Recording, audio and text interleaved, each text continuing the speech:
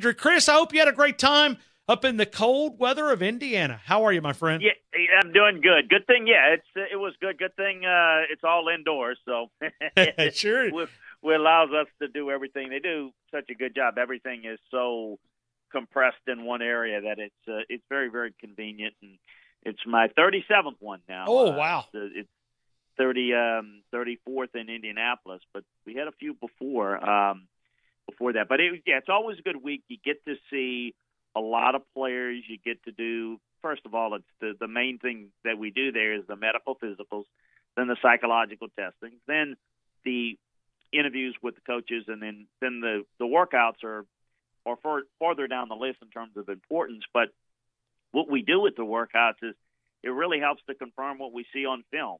And when it's different than what we saw on film, then we got to go back and do more work. That's what it's really used for a lot, to really give an idea. Because people always ask me, Ryan, what does the workout mean? Shouldn't the film be everything? No, it's not everything, because they're not going to be playing at Alabama or LSU or Notre Dame or Georgia next year or Clemson. They're going to be playing in the NFL. So it's how every player projects. And sometimes players that are very productive in college don't project as well to the NFL. And some guys that are not quite as talented in college, maybe they're not the star guy. They have more of the transferable skills to make it in the NFL. So you got to do both. It's like evaluating a player is like a puzzle, and every piece is important. Until you get all the pieces in place, it's not complete. But you got to be patient with the process and make sure that you do your due diligence. Can Quinnen Williams make the claim that he's the best player in this draft? Oh, I think he can. I mean, it's probably not that this may. If you probably polled most teams, it would probably come out, in favor of a Nick Bosa. But you'd have some people that would look at Quinnen. You can make that. You can make that claim. It absolutely can make that claim. And I'll say this: I think it's between those two and the best player. When we talk about Colin Murray, we know the dynamics of the quarterback position changes it. And I think he's in the mix as well. But I do think Quinnen and Nick, different positions. Bosa is like his brother, Joey, that can work the edge very well and is a good edge rusher. Quinnen is a beast inside. He can rush the passer, and he's got strength. And I think his best football's ahead of him. So, yeah, you can make that case. He's going to make somebody really happy. All right. Early. You see him as a top 3 guy, top 5 guy, top 10 guy. I mean, I know it's all based on need, who trades up, who trades down. But as you look at it right now, where do you see Quinnen maybe the ceiling on him? Oh, I'd be surprised if he lasts past 3. Okay. Because I think that in some way, shape, or form, somebody's going to jump on the quarterback just because that's what they do, and the need will necessitate that in their mind. So that's one, and I think Bosa and Williams, in whatever order you want to put them, would, like, for example, if the Niners, if Murray goes 1, the Niners, with the fact that they've taken so many tackles, probably would take Bosa, even though their grades might be similar. But if you asked me, I could not see the Raiders at 4. That would be the last spot. I would think the Jets would jump on Quinnen, if not the Raiders. So I'd say 4, is probably the floor for where he's likely going to go. All right, there was some stuff that broke yesterday, and I never know exactly how this works in the NFL. It's a little different. I'm accustomed to covering the college game, and that's why we lean on the expertise of you. When you talk about Colin Murray, what type of evaluation? I know he didn't do anything as far as on the field throwing, but the backside of it, the draft board, things like that. There was some negative stuff coming out about Colin Murray yesterday. Is there any validity to that? Well, somebody asked me, were the interviews with him really that bad, or is it just smokescreen and Sure. just kind of fodder? And my answer was pretty honestly, yeah, probably a little bit of both. Listen, I've been into a number of those interviews with players, and they may interview really well with the first couple, and by the time they get to the third or fourth, maybe a little exhausted, and they're not as sharp. I think you can overreact to that. Now, listen, I think the fact that people want to throw that out there, I mean, if somebody's telling any media member, Charlie Castlery, anybody, hey, it's got an interview, well, there's a reason why he's telling you that. I mean, he wants you to put that out there for whatever reason. He wants you to put that out there. So, look, I think he's got a long way to go in terms of his understanding of the pro game and pro concepts. He's not going to be a guy that's going to work under center. And, you know, I don't think his interviews were great. I only sat in one that he was in, you know, with teams, and it was okay.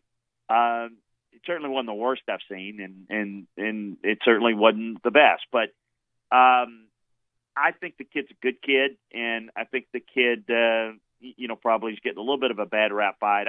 I don't see the whole, you know, well, he was awful and nobody's going to – I think that's way overplayed. Now, let me say this.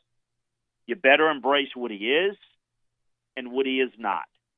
Again, not a guy that's going to work under center, drop back and do those things. He's going to be more of a shotgun guy, more of a spread-out guy, and you have to embrace that. You have to like it. You have to feel like this is what we're going to do. And if the Cardinals feel like, you know, that's what they want to do and he's their answer, then Godspeed, do it. You better be right or it'll cost you your job. But, you know, that's where, you know, I think you have to – and the answer to that question is you got a whole lot of teams that wouldn't take him because they don't really see him as the fit. But it's not a consensus.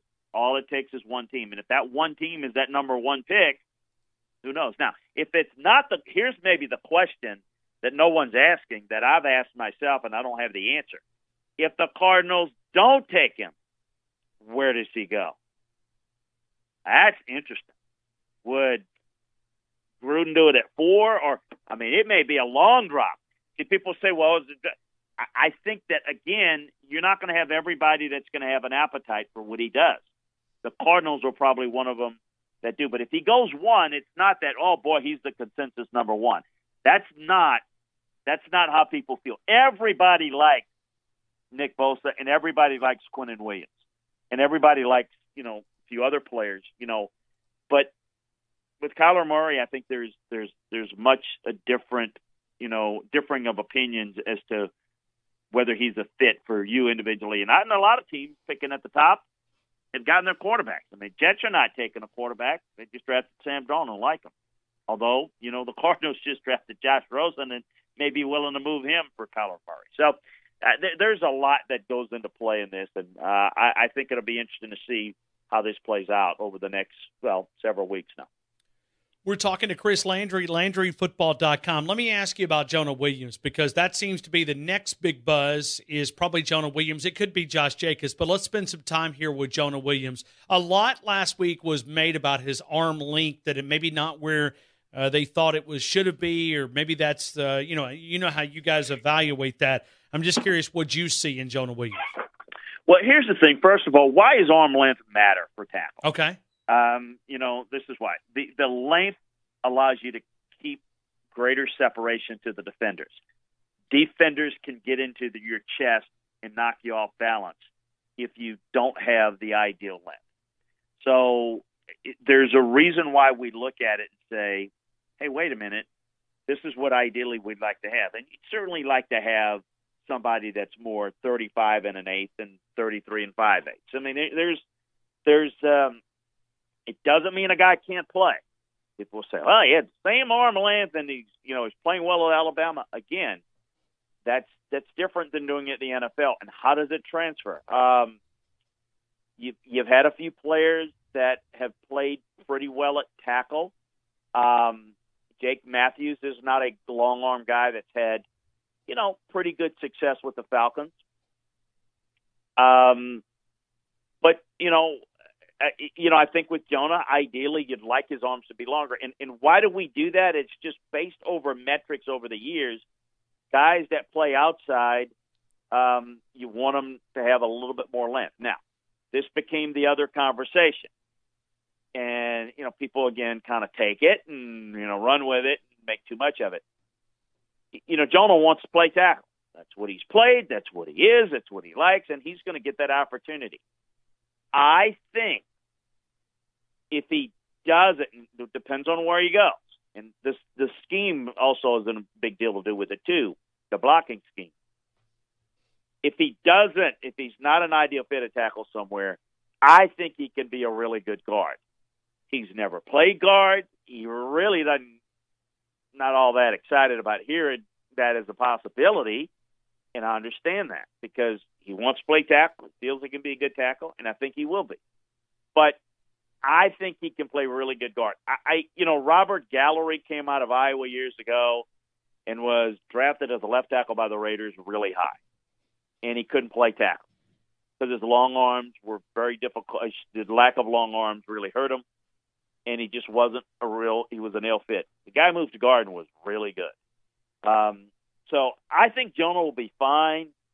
I don't know that he's necessarily a top 5 guy unless you're doing it on need, but I think he'll be fine, and I think he can play tackle, and he sure as heck can play guard if it's not tackle, and that would take more adjustment to him, but that may be his best fit long term.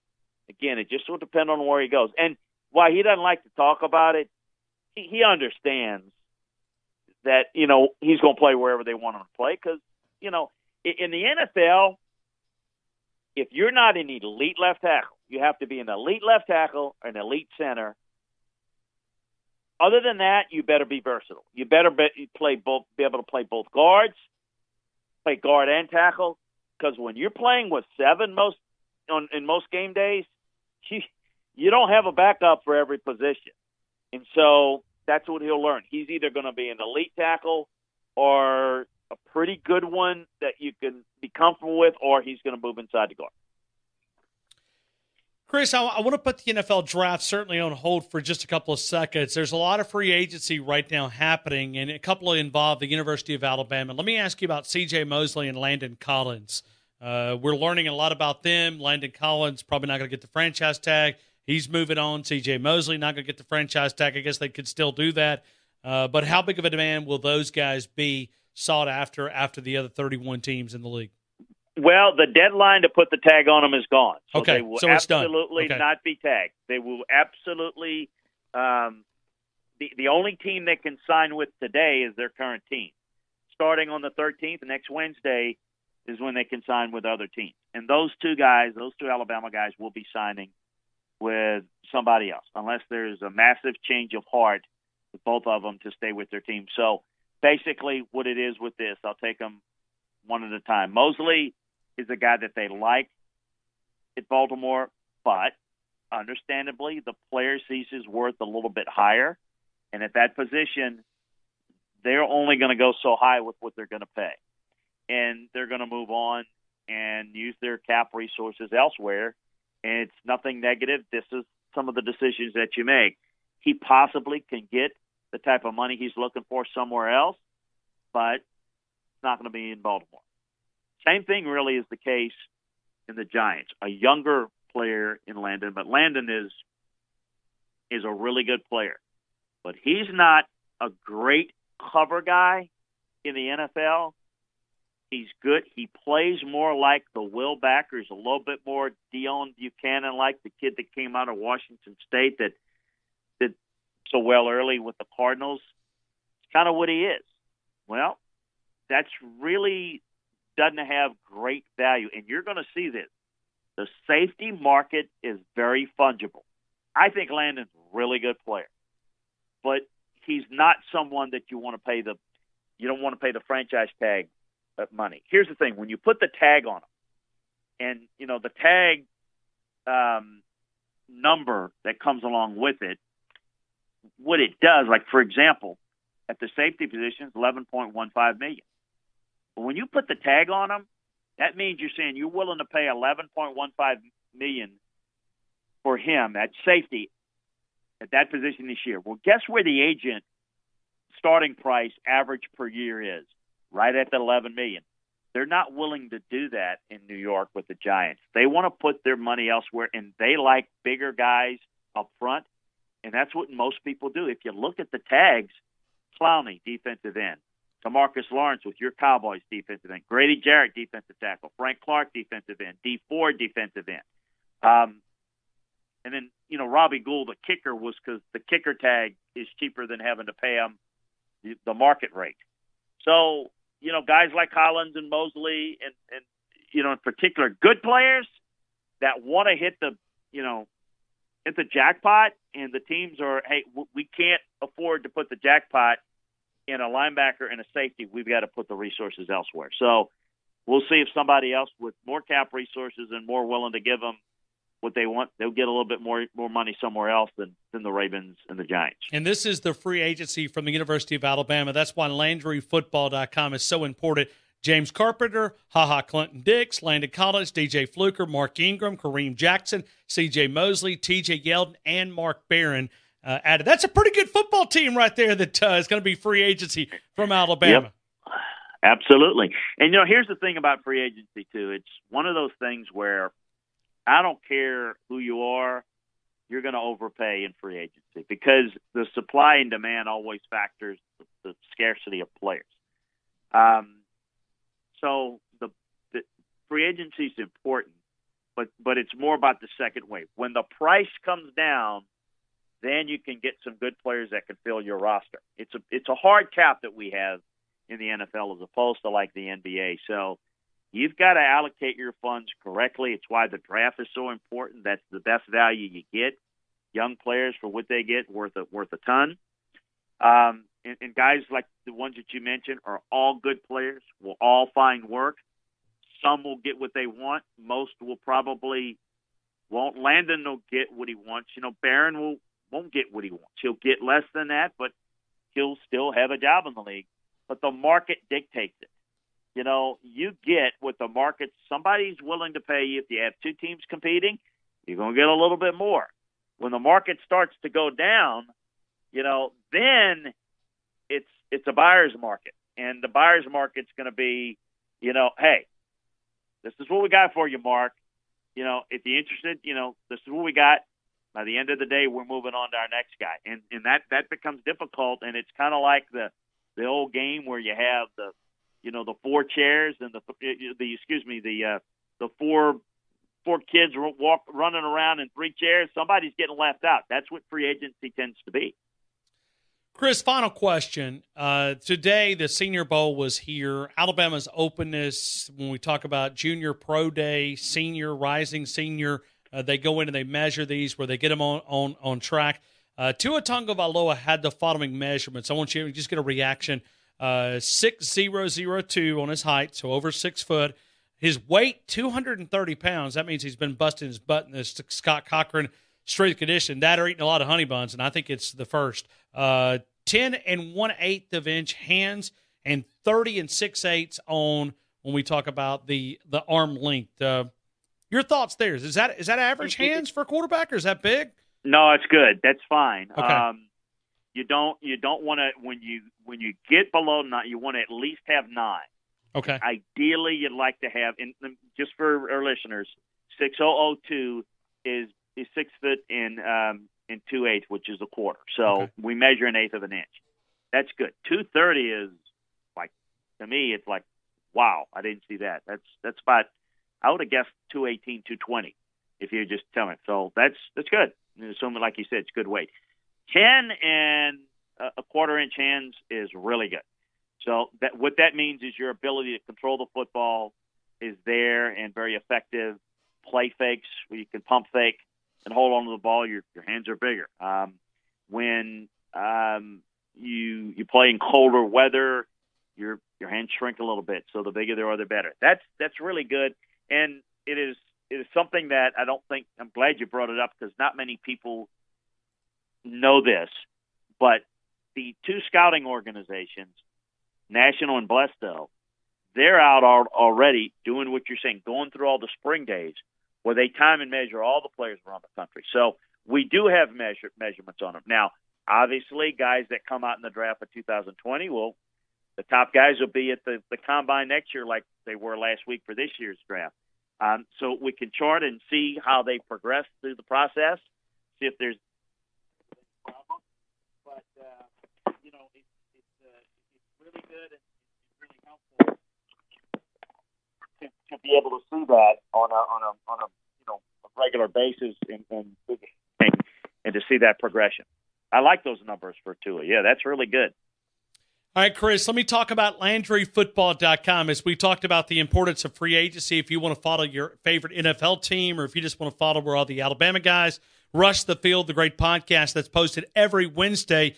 Spring practice and the state of the Georgia Bulldogs. That's today. That's a free listen if you'll go to LandryFootball.com. Tuesday, Thursday, the normal podcast that covers a lot of the game, but the Rush the Field, that's ours. All college football, Rush the Field. Chris, talk about LandryFootball.com. Well, I'm glad you mentioned it. I would say that during the football season, the playing season, the Landry Football Podcast on Tuesday and Thursday, it's probably 70%, 75% college and 30% NFL because they got more teams in college. Then when we get to the end of the season, we do a lot of recruiting. But then at this time of year, if you listen, you're going to hear more NFL because there's just more NFL news.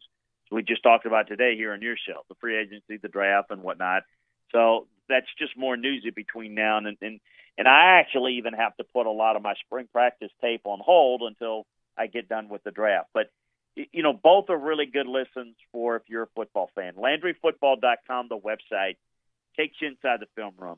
For example, we've got up on the website every player in the NFL graded by position, what the color codes mean. And the reason is, so not just who's expected to be a free agent, but who gets released. You immediately can go and see how they graded this past year. So you can see what value. So if you're an NFL fan, you're going to love that. Getting ready to break out the draft boards and all the scouting reports associated with that. So a lot of great stuff. Take advantage of our scouting season special. As Ryan said, it's over 50% off. And it takes you through the rest of this off season of football and breakdowns of rosters. And we're going to do a lot of college stuff too, because we'll be breaking down, particularly in May and June. We'll spend a lot of time on next football season, get ready for the season and whatnot. And you get all next season as well, all the way through next year at this time if you take advantage of the 12-month scouting season special. So one-stop shopping football, LandryFootball.com. And, of course, you can follow me at Landry Football. And if you love football, you're going to love LandryFootball.com. Chris, as always, thank you so much for being a part of the show. We'll talk to you next Wednesday. Thank you again. Thank you so much. Appreciate it, Brian.